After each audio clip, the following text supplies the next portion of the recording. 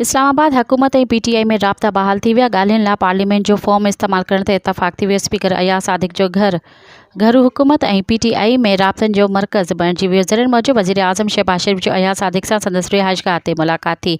वज़ीर आज़म शहबाज शरीफ़ स्पीकर सां भेण जे लाॾाणे ते ताज़ियत कई। ज़रियनि मूजिबि अयाज सादिक जे घर में वज़ीर आज़म ऐं पीटीआई अॻवान असद कैसर में मुलाक़ात थी, जंहिं दौरान राब्तनि ऐं सियासी सूरतहाल ते ॻाल्हियूं कयूं वयूं। असद कैसर हुकूमत जी ॻाल्हियुनि वारी कमेटी जे हवाले सां तफ़सील मालूम कया। हुन बाद पीटीआई जे मुज़ाकराती कमेटी अयाज सादिक सां स्पीकर हाउस में मुलाक़ात कई। कमेटी में बैरिस्टर गोहर, असद कैसर ऐं साहिबज़ादा हामिद रज़ा शामिल हुआ। ज़रियनि मूजिबि कानून जे वफ़ाक़ी वज़ीर आज़म नज़ीर तारड़ बि मुलाक़ात में मौजूदु हुयो। मज़ीद ख़बरनि ऐं तफ़सीलात लाइ विज़िट कयो असांजी वेबसाइट www.awamiNewsHD.com ऐं ॾिसंदा रहो अवामी न्यूज़ HD।